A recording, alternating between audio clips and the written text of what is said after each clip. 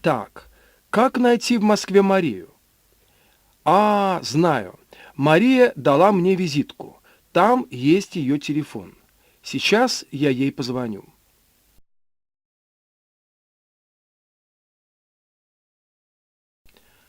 Ужасно. У меня нет ее визитки. Наверное, я потерял ее визитку. Как я могу найти Марию, когда у меня нет ее телефона? Нет ее адреса. У меня ничего нет.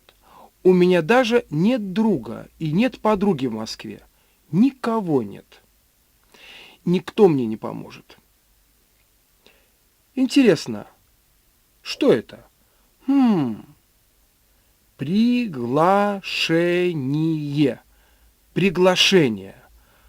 Москва, 15 января, 2008 год.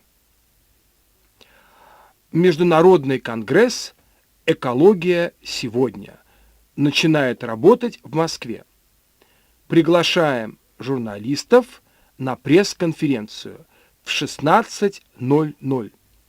Адрес: Россия, Москва, Никитский бульвар, дом журналиста, зал номер 3.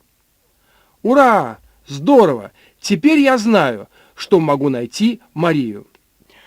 Она журналистка. Она обязательно должна быть на пресс-конференции.